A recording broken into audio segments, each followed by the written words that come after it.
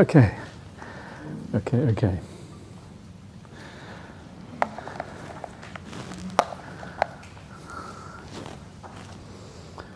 This is the latest teacher, just arrived. This is like a polar bear, so this is kind of perfect for a Norwegian person. Yeah, in Norway we have kind of polar bears. So these are our friends. Is that right? Yes, that's right. He says.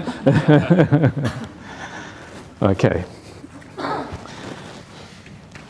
So what have we got here? There is a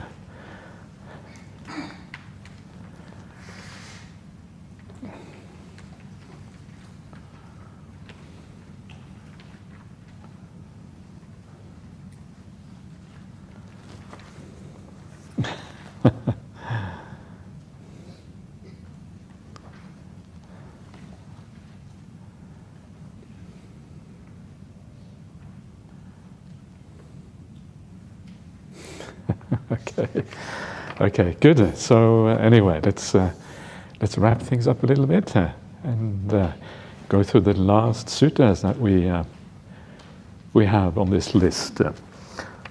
So first of all, there was someone asked yesterday about the recollection of the Buddha and whether how that can be done. And as I mentioned, I've done this in the past on quite a few retreats in the past. If you ask Lehar, I have sent Lehar a link to the most recent teaching on that particular topic, and so she should be able to forward that to you. So that is just one short little thing. And now let us finish off the last few suttas here. So we're looking at the 10th verse of the Mahamangala Sutta, and just to remind you, that verse is a mind that remains unshaken by the ups and the downs of the world, sorrowless, stainless, and safe. This is the greatest good fortune. So we're going to look a little bit more at what it means to be sorrowless, stainless, and safe. In this last sutta here, last couple of suttas, they give a slightly different angles on this idea, and just to kind of broaden out the perspective on these things. So the next sutta here is called the Dart, and it is from the Vedana Samyutta, the 36th Samyutta on the connected discourses, sutta number 6. And it goes as follows. Because the uninstructed worldling feels a pleasant feeling, a painful feeling, and a neither painful nor pleasant feeling. The instructed noble disciple too feels a pleasant feeling, a painful feeling, and a neither painful nor pleasant feeling. Therein, because what is the distinction, the disparity, the difference between the instructed noble disciple and the uninstructed worldling? Yeah, so you notice here that even if you become an arahant, you still feel painful feelings. Yeah, so everyone feels painful feelings. But what is the difference? How come the arahant is said to have basically gone beyond suffering, whereas the ordinary person has not? And then the monks reply, as they usually do, dutifully, "Venerable Sir, our teachings are rooted in the Blessed One, guided by the Blessed One. Take recourse in the Blessed One. It would be good if the Blessed One would clear up the meaning of this statement. Having heard it from him, the bhikkhus, or the mendicants," this is a Bhikkhu Bodhi translation, that's why it has bhikkhus rather than mendicants, "the bhikkhus will remember it. Then listen and attend closely, bhikkhus, I will speak." "Yes, Venerable Sir," the bhikkhus replied, and the Blessed One said this. "Bhikkhus, when the uninstructed worldling is being contacted by a painful feeling, he sorrows, grieves, and laments. He weeps, beating his breast, and becomes distraught. He feels two feelings, a bodily feeling and a mental feeling." Yeah, so this is kind of the main distinction here. You have a painful feeling, whatever that is, and then you make something out of that painful feeling.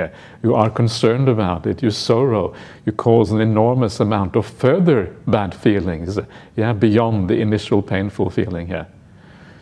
Suppose they were to strike a man with a dart, and then they would strike him immediately afterwards with a second dart. So that man would feel a feeling caused by two darts. So too, when the uninstructed worldling is being contacted by a painful feeling, he feels two feelings, a bodily feeling and a mental feeling.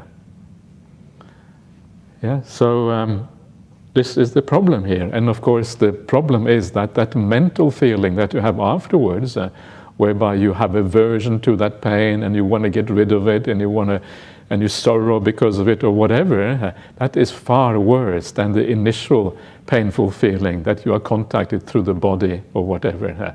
So there's two things going on, and the second one is far worse.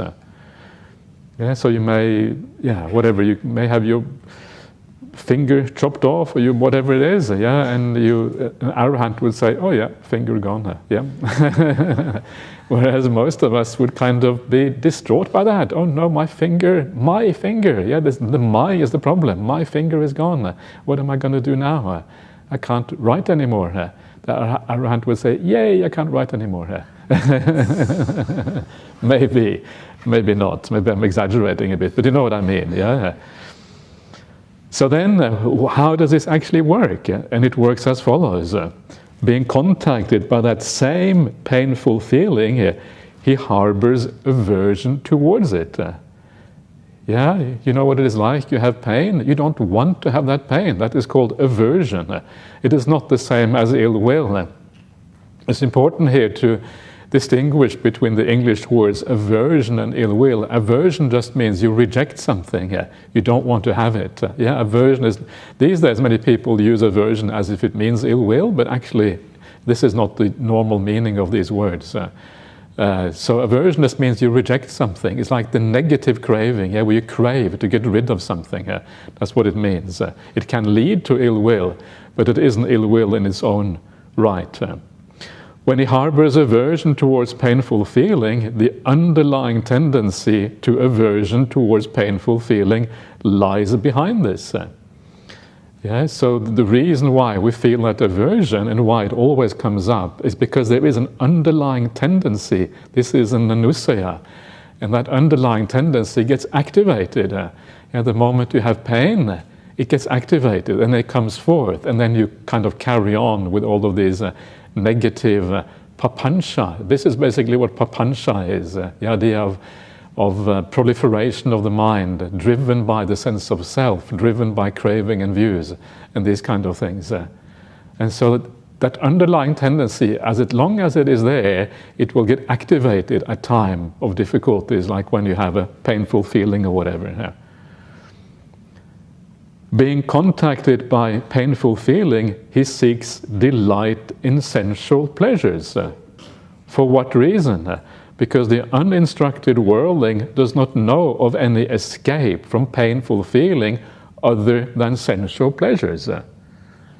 When you feel pain, you tend to seek something to kind of paper over it, so you can't feel it properly. You kind of try to stamp it out by doing something like, just getting some entertainment or eating something or whatever, something that kind of hinders you from experiencing that pain to the same degree. That's what's going on here. And you don't know any other way out of painful feeling.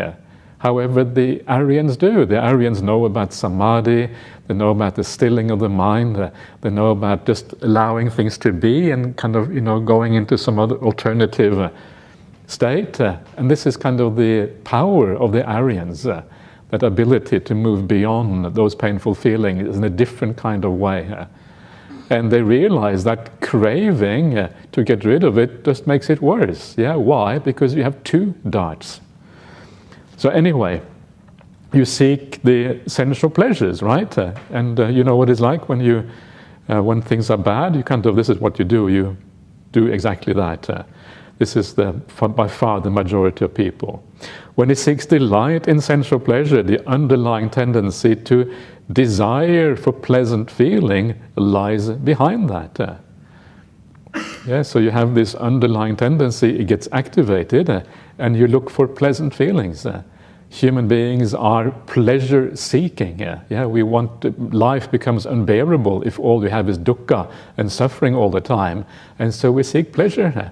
That's why we come to Jhana Grove, right? Because you are pleasure seekers. Is that right? Hopefully, hopefully you kind of now understand what this Dhamma really is about. But it's the right kind of pleasure that you seek, and this is kind of already you are somewhere in between the worldling and the Aryans. You already understood that if you want to find happiness in a profound and real sense, you have to go in a different direction. So you may not have found the full escape yet from suffering, but you are sort of on the way, and that's kind of the idea here. So that underlying tendency to feel pleasure is there, because you want to, that's what we want. He does not understand as it really is the origin and the passing away, the gratification, the danger, and the escape in the case of these feelings. This is the insight into those feelings, understanding how they are problematic, how we go beyond them, what they really are all about.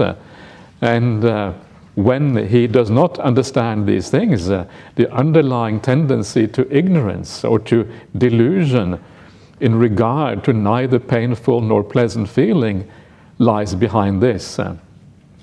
And this is the thing about, an Aryan or anyone on the Buddhist path. You delight in having an even mind, a mind that is mindful, where you have awareness, that is not buffeted around by all the pains and the pleasures of the world or the attractions and repulsion towards things. But you enjoy the even mind, the upekkha mind, the mind that has neutral feeling. For most people, neutral feeling is kind of boring. Boring, yawn, boredom, I'm going to fall asleep. It's kind of terrible.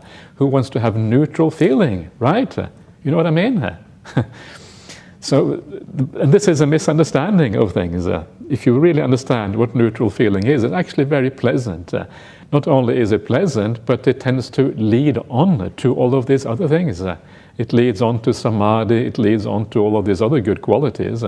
That is the foundation, the basis on which you can develop these other qualities. And so it is very powerful and very beautiful to have an even mind, not to be driven by desires and aversions all the time. And so it means that if we don't understand that, there is a delusion behind that. The seeking for pleasure at all times. If you have the wisdom and the understanding, you know that the real pleasure is to be found by just sitting down and being quiet, closing your eyes, and just meditating in a, nice way, just being peaceful, letting go of the sankharas, letting go of the search for pleasure and the aversion towards pain. That is where the real peace, the real happiness is to be found. And so you stop doing those things that are opposed to that. What is opposed to that? Well, the craving for pleasure, the aversion towards negative feelings is opposed to that, because that craving makes the mind agitated. It is the opposite of peace. And so you understand that all that running around, looking after, trying to find that pleasure in the world, actually takes you away from the real pleasures of the Dhamma, the real pleasures of the peace of mind, and ultimately awakening itself. And so that is underlined by ignorance. So this is kind of the problem of life. And so don't be surprised if sometimes you seek sensual pleasures. When life gets difficult, you find there's just too much suffering, there's too many obstacles in life. Of course you're going to seek some sensual pleasures. Why? Because you may not have access to those deep meditations or whatever. And so that's where you will go, and that's okay. Don't worry about that. Don't try to be an arahant before you're an arahant. If you try to be an arahant when you're not, you're going to have dukkha. That's what you're going to have. Because you are beyond your kind of a bit outside of your sphere of knowledge or whatever. And so be reasonable with yourself. Okay, I recognize the suffering. Okay, so I have I eat something nice, so I kind of enjoy myself with whatever, and that's all right. Don't go too far with it. Don't kind of go beyond what is, to help yourself out just gently, and then watch a YouTube video or whatever. That's all right. And then afterwards, you kind of, come back again to the path. So it's important to know the gradualness of the path, to be aware of what you can do and what you can't do. Sometimes people are far too idealistic, and they try to do what actually is impossible. And when you try to do what is impossible, you end up failing, and then you end up not being a Buddhist anymore. Christianity is much easier. Just believe in God. Wow, so easy. Believe in God, everything is sorted. But and that was what my father told me. I remember my father is dead now, but he told me he was a kind of a businessman. He was traveling everywhere around the world. I didn't see him that much when I grew up because he was always far away somewhere. That was okay. That was fine. But at one time he was in Malaysia. And they were doing some kind of he was in the shipping business. That's why he was traveling everywhere. And they were doing some kind of deal, and they were all having dinner afterwards. And there was this lady who was sitting next to him. And she told my father, I don't know why she told my father, but she told my father that, I've converted to Christianity. I used to be a Buddhist. Now I'm a Christian. Maybe she thought my father would think that was nice because maybe a Western man, thinks Christianity is better or whatever. My father wasn't very religious, so he didn't really care either way. But and so my father asked her, well, why did you convert? Why did you become Christian? And she said that it's because it's a much better deal. She was a businesswoman, right? She wanted good deals. She wanted so less hard work, right? You just have faith, and if you have a lot of faith, okay, you got to be nice, a good person, of course, but basically faith is the most important thing here. And so that's kind of where this was. This is kind of where it was. So in the Dhamma, it's a bit different, right? In the Dhamma, it is more about faith is useful. That's not the main thing here. It's about how you live your life. That is the main thing here. And so, anyway, I lost my train of thought a little bit there, but never mind. So the basic idea here is that we learn gradually to find that middle way whereby we are kind of moving towards Dhamma and understanding things more deeply. But don't go too fast. If you go too fast and you try to be better than you are, then you're going to have a problem. So you know what actually works for you. So then it carries on. It says, if he feels a pleasant feeling, he feels it attached. You are attached to that pleasant feeling. This is what the underlying tendency is about. And so you hold on to that. If you feel a painful feeling, you feel it attached. So that's why you have a problem with it. You deal with it in a not non-ideal way. If you feel a neither painful nor pleasant feeling, you feel it attached. This bhikkhu is called the uninstructed worldling, who is attached to birth, old age, and death, who is attached to sorrow, lamentation, pain, displeasure, and despair, who is attached to suffering, I say. Who is attached to suffering. It's kind of such an interesting idea. We think of attachments, and we know that attachments are, bad, but we never really consider that actually what we are attached to is suffering itself. And that once you see it from that point of view, it becomes kind of crazy. Why do you want to be attached to suffering? And this is kind of the issue. Once you have the bird's eye view, you kind of pull back, you become like the Buddha. You see things properly, from kind of high above, beyond the ordinary mind state. You understand that actually what you have been attached to all along is suffering itself. And when you see that, you can see why the mind gets a bit repelled. The moment you see that this is what you have been holding on to, you turn away. This is the idea of nibbida, turning away from all of that. Because you see that you've been holding on to hot coals. You're burning yourself all the time. Do you really want to continue burning yourself? And this is kind of what happens. So that's why the mind turns away from these things. like a feather turns away from a flame. Yeah, when you hold the feather towards the flame, you see the kind of feather kind of moving away from the flame as you do that. In the same way, the mind turns away from suffering when you see what is truly going on. So this is the ordinary whirling. So what about the other side of things? Because when the instructed noble disciple is contacted by a painful feeling, he does not sorrow, grieve, and lament. He does not weep, beating his breast, and become distraught. He feels one feeling, a bodily feeling, not a mental feeling. Suppose they were to strike a man with a dart, but they would not strike him immediately afterwards with a second dart, so that the man would feel a feeling caused by one dart only. So too, when the instructed noble disciple is contacted by a painful feeling, he feels one feeling, a bodily feeling, not a mental one. Yeah. Can you imagine that? You feel a painful bodily feeling, but you don't really react mentally to it. It's still not nice. It's still not something that you want. Yeah, you see that in the suttas. Even the Buddha, his back is painful, and so he stretches his back, and he asks someone else to carry on the talk. So obviously, it's not something that you want, but you don't react mentally with aversion or whatever. Why? Because you understand you're just making it worse.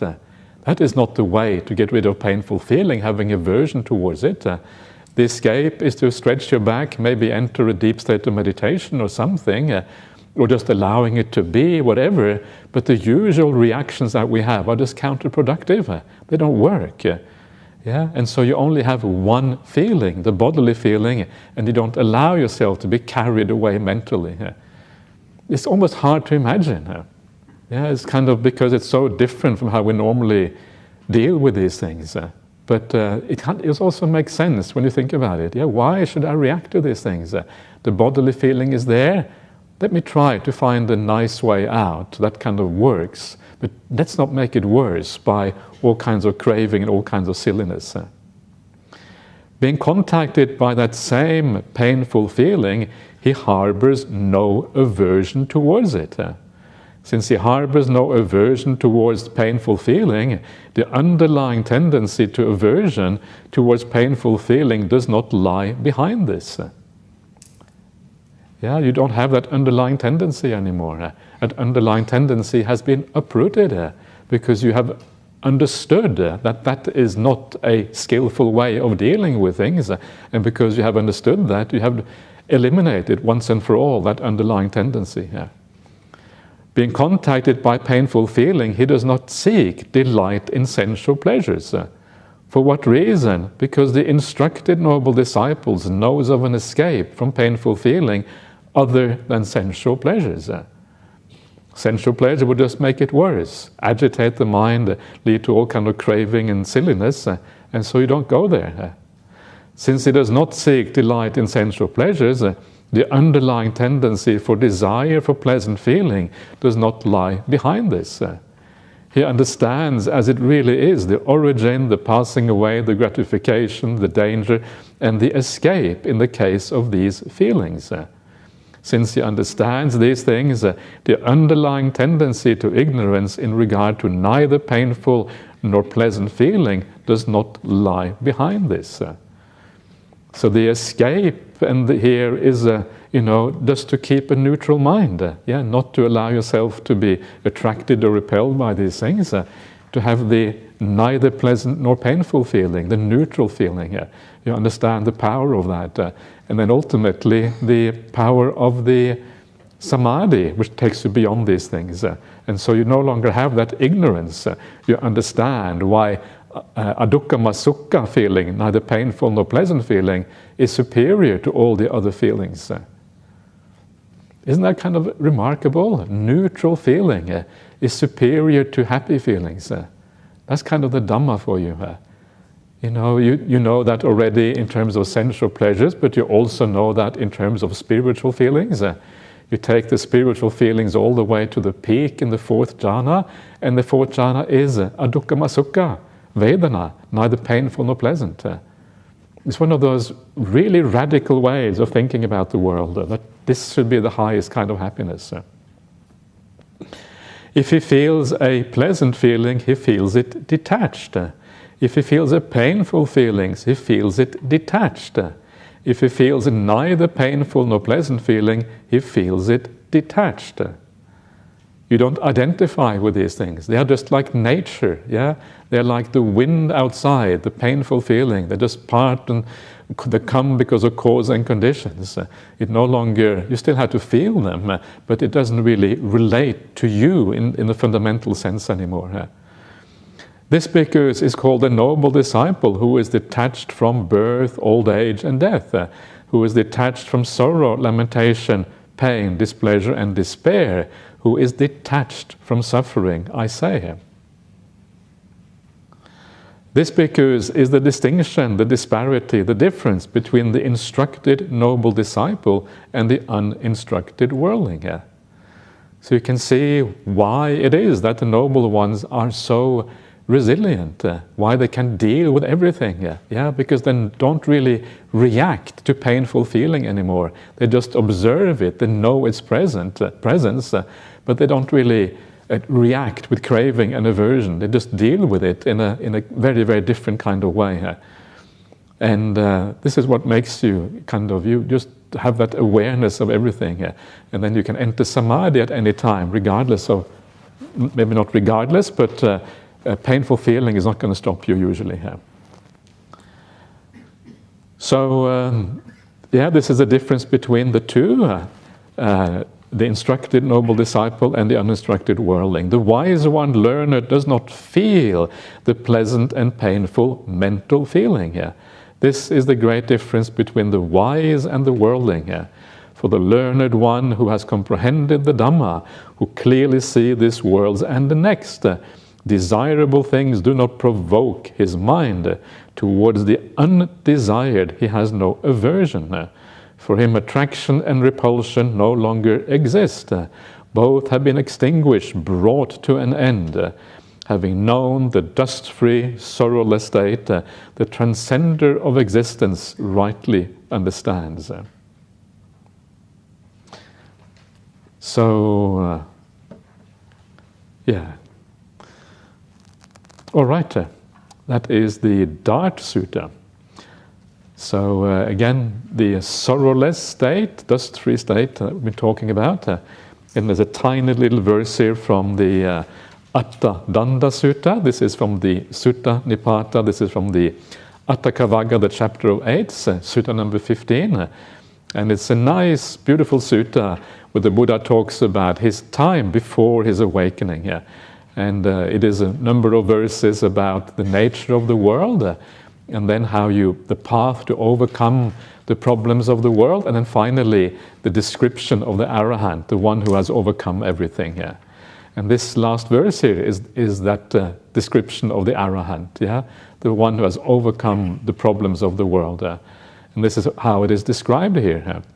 For the unstirred who understands, there is no performance of deeds. Desisting from instigation, they see sanctuary everywhere. Sanctuary is this idea of finding the final peace, the rest from bondage, the final freedom, the liberation, all of these positive things that we're looking for. Sanctuary. There is no sanctuary in the world. One of the things that the Buddha to be talks about in this sutta, the Attadanda Sutta, is how when you look out in the world, you see like violence and conflict everywhere. Conflict, there's no place where there is no conflict. It doesn't matter where you travel in the world. The conflict is always going to be there. Wherever there are human beings, there will be conflict. Why? Because we have different views, different perceptions, different understanding of things. And so conflicts will arise. Except if you are with Aryas, but it's difficult to find a community with only Aryas. It's kind of rare. You have to really, I don't know what you have to do that. I think it's impossible, actually. There is no such thing here.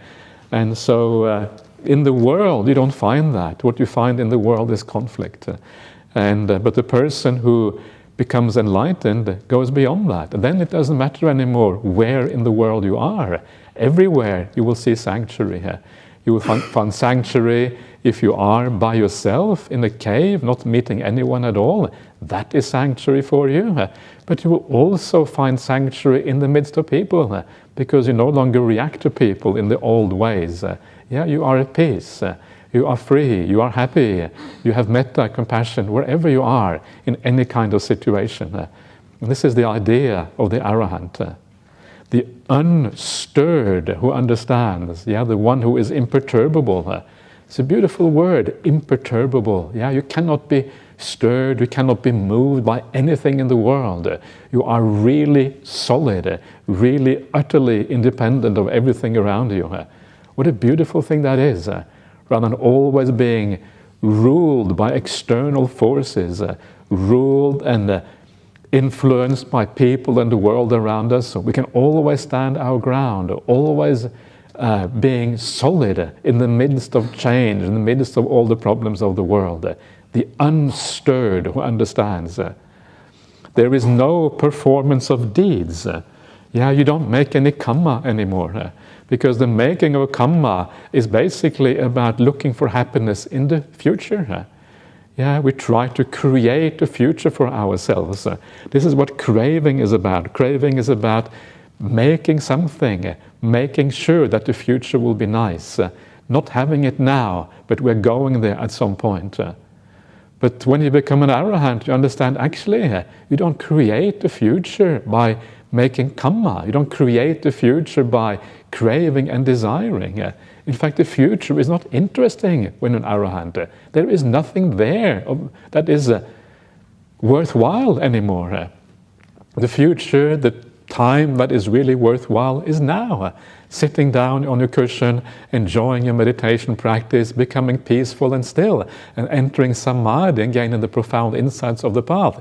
That is what is interesting. It is not in the future, it is in the present. And because you don't look for the future, you don't create this kamma that drives you on the path anymore. Kamma is intention. Kamma is a moving forward. Kamma is not being satisfied with the present. That's what it means.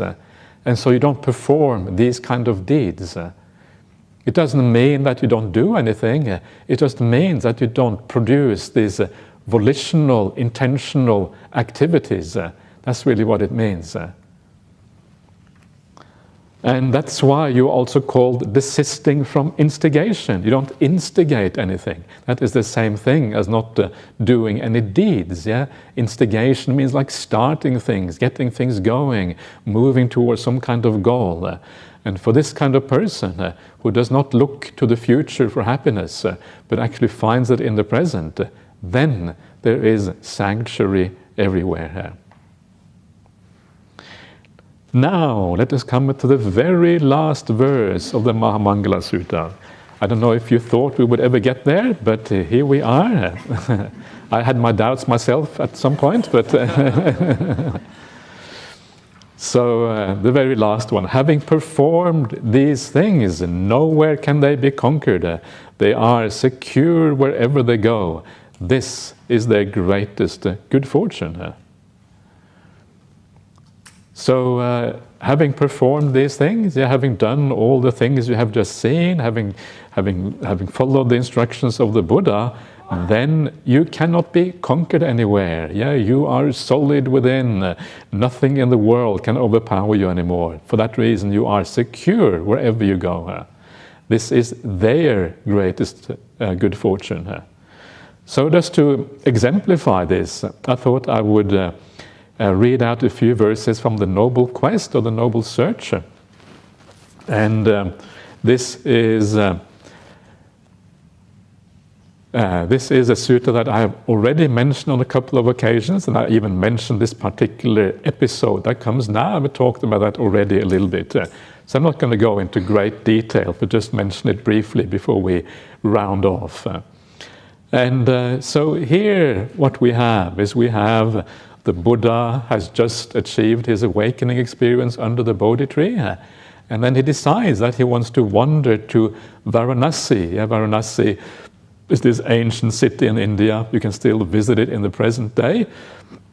And I don't know, I really love these ancient Indian cities. Yeah, they are kind of chaotic and charming and a very kind of, I don't know, I find it really attractive. I don't know, maybe I was an Indian in a past life. I wouldn't be surprised at all, actually, if I was. It kind of feels quite natural to me. But anyway, so he's on his way to Varanasi, where the 5 monks are staying. These are the 5 monks who were looking after the Buddha before his awakening, and they decide to leave the Buddha. Why? Because he started eating. Yeah. So he took some food, yeah, and this was considered really bad because you were supposed almost to starve yourself to death. That was the real kind of arahant, according to these 5 monks, yeah. Starving yourself to death, that's how you become an arahant. But the Buddha realized, actually, no, that is not the way to become an arahant. You have to eat, you have to be comfortable, you have to find the middle way. Starving yourself is not the path. And so you should eat, kind of not too much nor too little, but the middle way of eating. And these 5 monks are so disgusted just because he eats, yeah, that they leave him. So now he decides to go and teach them. And this is one of those really interesting things when the Buddha thinks about who he should teach. Who does he think of? He thinks of all the people who have supported him in the past. Yeah, he thinks first of all of Alara Kalama and Udakaramaputra, who were his spiritual teachers. And he thinks of them, but they have already died, so they can't be reached. And then he thinks of these 5 monks who deserted him. Yeah, now he wants to help them to teach the Dhamma. And so he sets out wandering from Bodh Gaya, from Uruvela, where he achieved awakening, and he wanders all the way to Varanasi. That's a long way, yeah, just to teach somebody. If you've been to India, you know there's maybe, how far is it? There's hundreds of kilometers, maybe 400 or 500 kilometers, something like that. Then you have to wander all that way. In those days, wandering literally meant wandering, yeah, you're on foot, walking. And so it would have taken him weeks to do that. Just to be able to help his 5 ex-companions who deserted him. On the way to Varanasi, he meets this person. This person is called Upaka. He's a follower of the Ajivakas. The Ajivakas is another kind of religion at the time of the Buddha. And so these Ajivakas have their own kind of ideas about what is true and what is not true. And this is the meeting between the two. And when they meet, yeah, Upaka, he is one of the, probably maybe the first person to meet the Buddha after his awakening. And you can imagine what that means. Yeah, it's going to be pretty powerful because the Buddha is going to be at the peak of his powers. It says in the suttas that his faculties are very clear. In fact, this is exactly what Upaka sees. Yeah, your faculties are clear. Your skin is bright. Yeah, what is your teaching? Who is your teacher? Is basically what he asks. And so then the Buddha replies, and this is what he replies.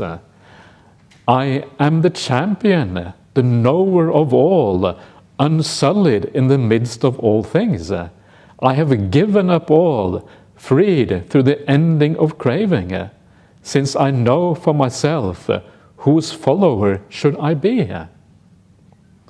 Upaka has asked him who is his teacher, and he says, actually, don't have a teacher. That's what he says. I have no tutor. There is no one like me.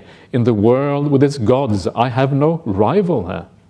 For in this world, I am the perfected one. I am the supreme teacher. I alone am fully awakened, cooled, and quenched. I am going to the city of Kasi, this is Varanasi, to roll forth the wheel of the Dhamma. In this world that is so blind, I will beat the drum of freedom from death. So this is what he replies to Upaka when he asks him who is his teacher. And it's, on the one hand, it is kind of powerful, yeah, what he says here. On the other hand, if you met the person who said that to you, you wonder what's going on, yeah, with this person. It's not easy to kind of just accept straight away that this is the truth, yeah. It's very hard to see that.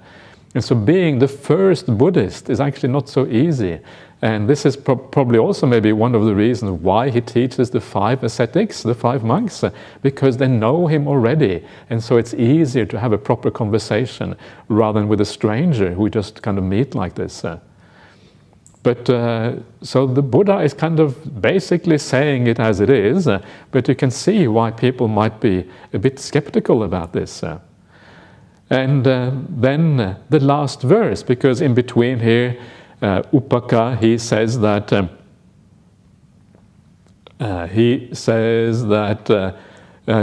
something to the effect that, well, you must be a victor or something, because according to the Ajivakas, the victors were the highest ones. They were like the arahants, yeah? And so he has some idea what that means to be a victor. And then the Buddha replies, he says, the victors are those who, like me, have reached the ending of defilements. I have conquered bad qualities, upaka. That's why I am a victor. So again, he shows this from the Buddhist point of view, the Buddhist approach to what victory is all about. And once you have achieved that victory, when you have conquered all, this is what this last verse of the Mahamangala Sutta is about, conquering all, in other words, being the victor.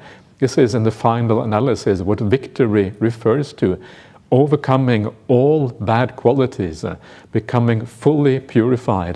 That is one of the profound meanings of an arahant.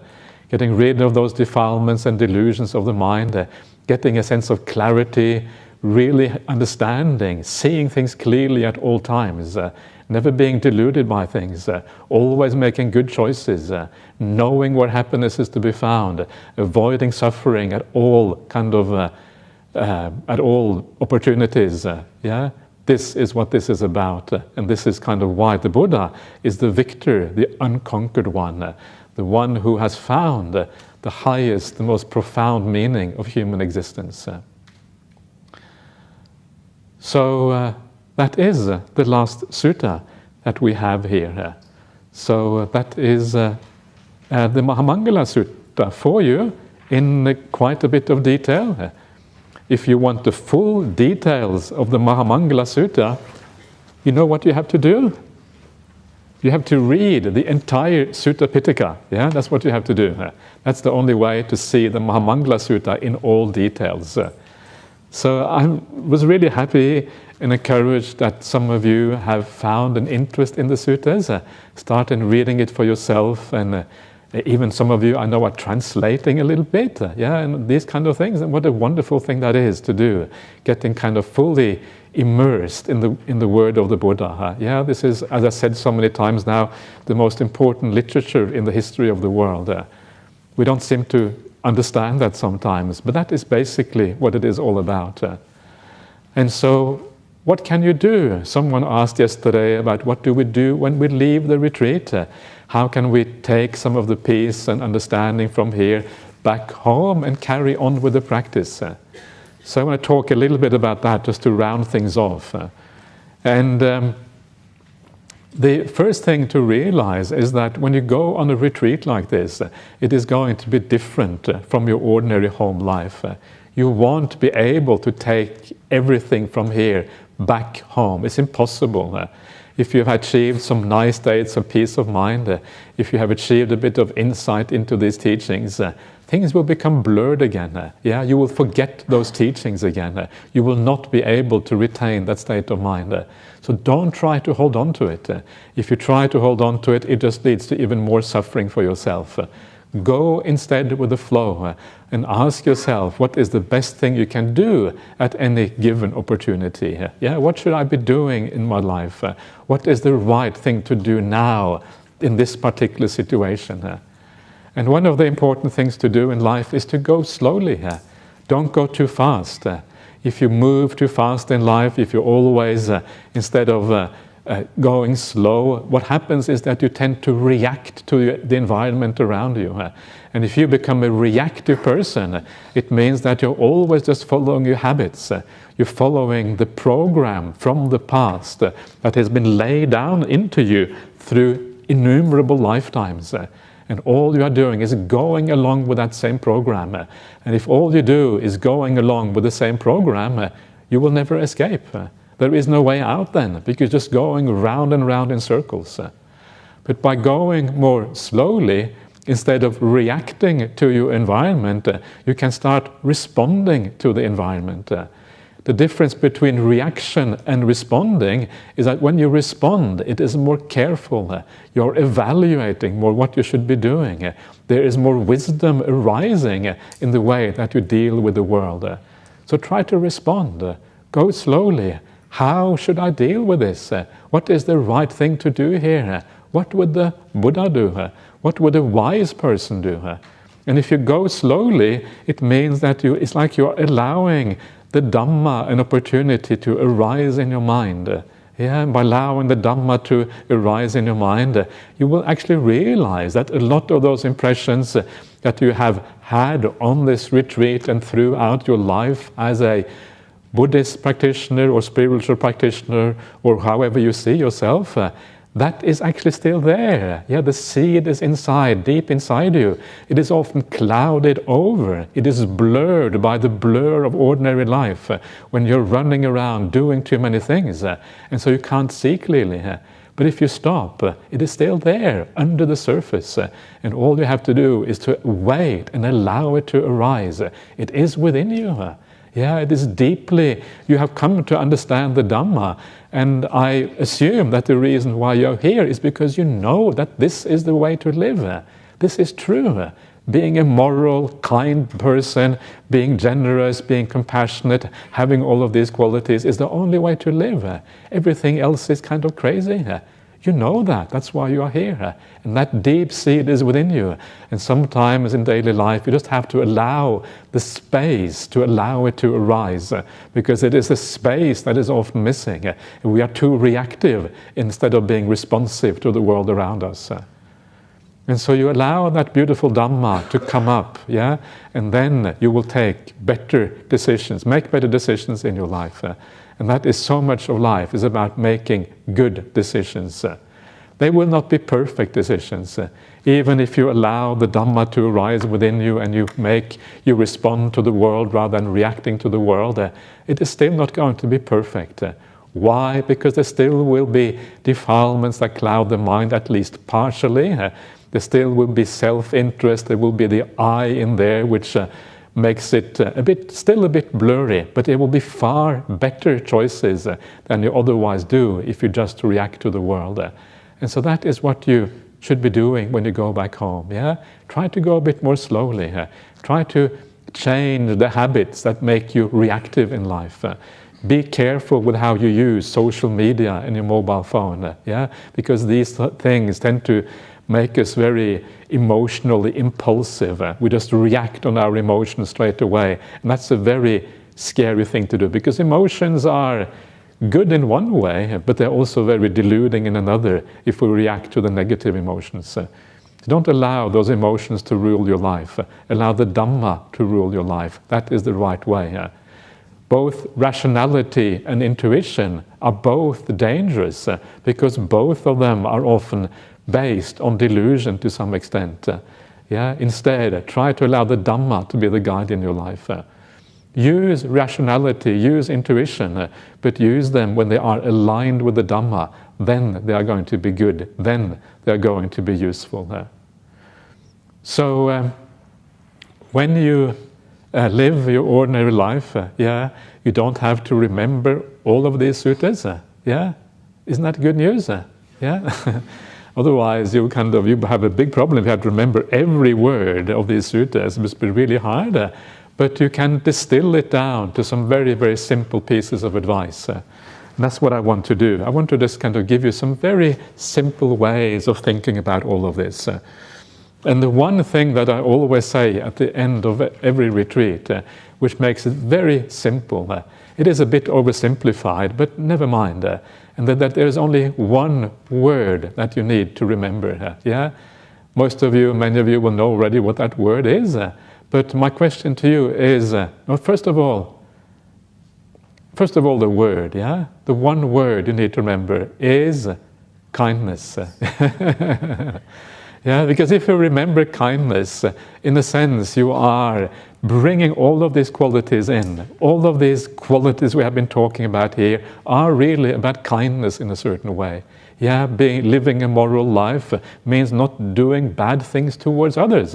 Not doing bad things towards others, well, that is being kind in a certain way. Doing all the good things, like being generous, saying kind words, all of these kind of things, is also kindness. Yeah, so the kindness of kind actions, avoiding the bad actions. Kindness is also about your mental ideas, your compassion, your metta towards the world around you. That is also about kindness. Being patient is about kindness. Being humble is about kindness. It is maybe virtue is a better word, but kindness in a sense also brings it together in a very beautiful way. And so all of this in a sense is encompassed by kindness. When you meditate, when you become peaceful, yeah, that also is a kind of kindness. Why? Because it doesn't just affect you, it affects the world around you as well. When you are more at ease, when you are more peaceful, when you develop metta through meditation, yeah, all of those qualities are being built up. That too is about kindness. When you are wise, when you understand the difference between suffering and happiness in the world, that too is about kindness. In many ways, I would argue that that is ultimately what wisdom is about, understanding the difference between suffering and happiness in the world. Because when you understand that, then you can act for the benefit of everyone, yourself included. Yeah, so kindness is this beautiful word that when you look at it in the right way, encompasses everything. So be kind in the world. Don't be kind in a stupid way. Don't allow other people to take advantage of you. If you feel that other people take advantage of you, hold back. Be kind in mind. Be compassionate from a distance rather than being compassionate in the present. Never allow people to take advantage of you. The wise people in the world, yeah, they don't do that. And so be wise also in that way. Know how to be kind in a wise way. That is the right way to do things. And then you're going to be on the right track. So are you able to remember that one word? Yes, some of you are nodding. And the answer is, I have bad news for you. And that is that sometimes you will remember that one word, but sometimes you won't. Yeah, that's kind of the problem in life. The problem is that ideally you remember that all times, and I would recommend you to kind of, have a big kind of label on the wall, whatever, written kindness, yeah, so you see it there at all times, the kind of you keep on brainwashing yourself or whatever at all possible opportunities. But the reality is that we forget these things because life gets very busy. And so you forget it, your mind gets confused, you get overcome by defilements or whatever. And so the reason then to remember, or the way to remember the idea of kindness is always to come back to the Dhamma. Come back to the suttas. Allow yourself to be inspired again and again and again. Listen to good Dhamma teachings. Yeah? By good Dhamma teachings, I mean those teachings that are in line with the suttas. Those teachings that are aligned with how the Buddha taught the Dhamma. Those are the good spiritual teachings. And you can see the only way that you can know that is for yourself also, to have some idea of what the Buddha taught. So allow those teachings to inspire you. Allow those teachings to remind you of what kindness is all about, or what the meaning of life really is. And as you allow yourself to be inspired in that way, yeah, listening to the Dhamma talks every now and again, not all the time, yeah, once a week, twice a week, yeah, whenever you feel a need to be inspired, then the idea of kindness will gradually get lodged in your mind, become stronger and stronger and stronger, until finally you cannot get it out of your mind anymore. I must be kind, this kind of in the back of your mind, always guiding you in the right way. Yeah, you become slightly obsessed with being kind. Isn't that wonderful? Yeah, if you're going to be obsessed with anything in the world, obsessed with being kind is a beautiful thing. Yeah, and then you kind of, have to hold back a little bit because you think, oh, I can't be too generous. I have to eat myself. Yeah, so I have to find a good balance in my life. And so this is what this is about. And then gradually it lodges in the mind. And then eventually you become like that cow with the calf, yeah? You always have one eye on your calf. Your calf is kindness. That is your calf. Yes, the calf is kind of always with you, lodged in your mind, always having one eye on that. And then you kind of create a very beautiful life as a consequence based on that. So that is what I recommend you to do. Yeah, make sure that you have a bit of free time in your life, time when you just sit by yourself and you just contemplate the Dhamma, when you're not busy, allowing yourself the Dhamma to kind of re-arise again in your mind. A bit of silence and peace is such an important part of life. It allows you to recalibrate. It allows you to see the world again in new ways. When you kind of sit quietly, you can have a chance to contemplate your life a little bit. Am I doing the right thing? What am I doing? This is kind of the great thing about meditation. If you force the meditation too much, it doesn't allow yourself to these things in the mind to arise. Force means that you're always doing things, but when you're sitting back and resting, it is like the Dhamma is there in your mind and you can evaluate things in the right way. This is one of the benefits of having a really relaxing kind of meditation. You kind of recalibrate your view. You see your life more clearly. So this is how I recommend that you live your life. And some people asked about the idea of devotion, and I think that's a beautiful thing. I'm really glad that you asked about that, because a little bit of devotion is beautiful. It gives some nourishment to the heart. When you have faith in something, when you have confidence in something, there's something, a gladness that comes with that. And one of the beautiful things is just to bow down to the Buddha. Have a beautiful Buddha image in your house somewhere, and bow down, whenever you feel like it, in the morning or the evening, or whenever you feel like it, really. If you don't feel like it, don't do it, because then it's kind of counterproductive.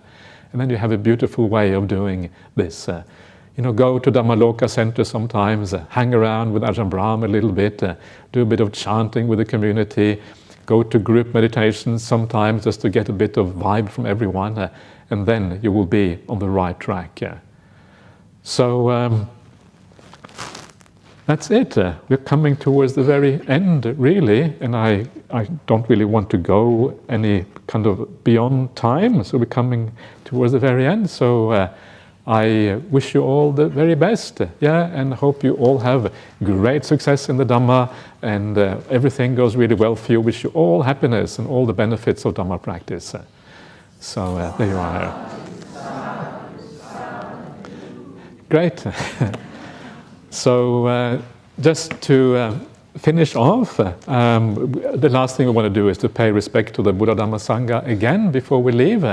But also I would just like to thank everyone, because sometimes it is hard to appreciate how much hard work lies behind this.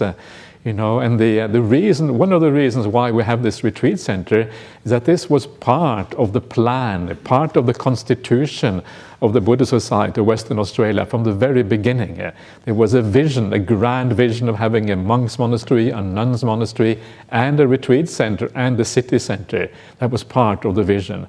And the person who has realized that vision more than anyone else has been Ajahn Brahmali. He has been the person, the driving force behind this.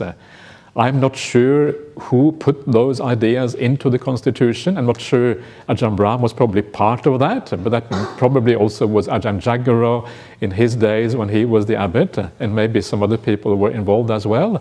But certainly Ajahn Brahmali has executed all of that. He has been like the mastermind, maybe I should say the Dhamma mind, the Dhamma mind behind all of this, and executing all of this. And then because of Ajahn Brahmali's leadership, so many people have been involved in building this, building and contributing in various ways, and then after building it, running it and keeping it going as we have it now. So there's so many people to thank for this, and I probably can only mention a fraction of those people, But some of the really important people now who are really been working really hard behind the scenes and not behind the scenes. Yeah, what's the opposite of behind the scenes? In front on the scene, or I don't know, whatever.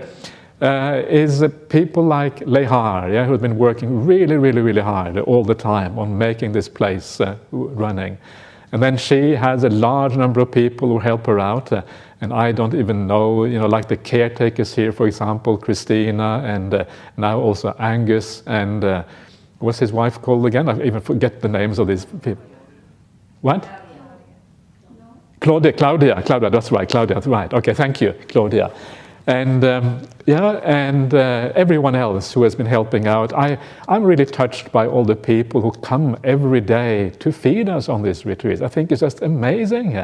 They come all that way, cooking for 60 people.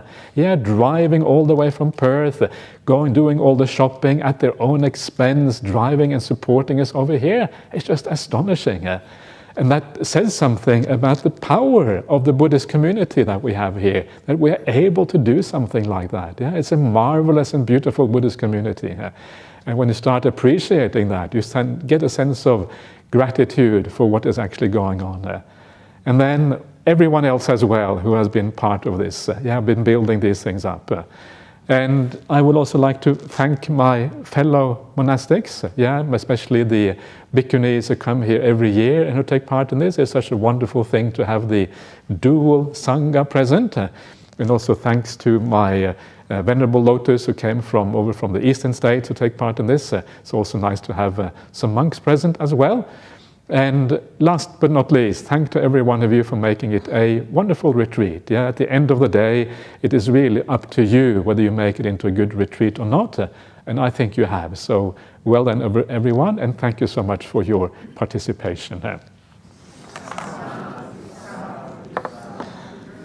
Okay, so let us finish off by paying respect to the Buddha Dhamma Sangha. Actually, Lehar, is there a picture as well to be taken? Or how is that? Go out to the stupa afterwards. Okay, great. Yeah. So let's just pay respect to the Buddha Dhamma Sangha.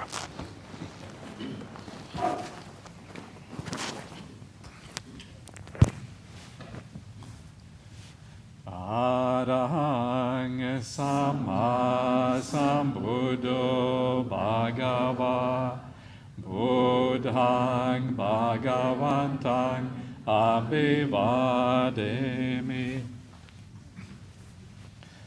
Svakato Bhagavata Dhammo Dhammang Namasami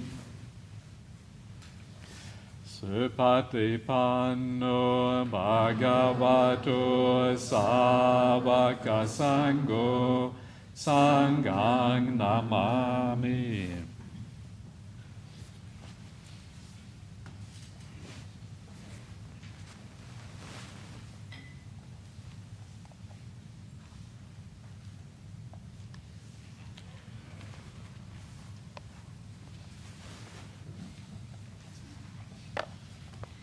Okay, all right.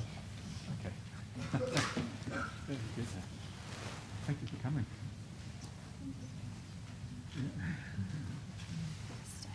Yes, that over there. Sorry? You can do, okay, yes, sure, whatever.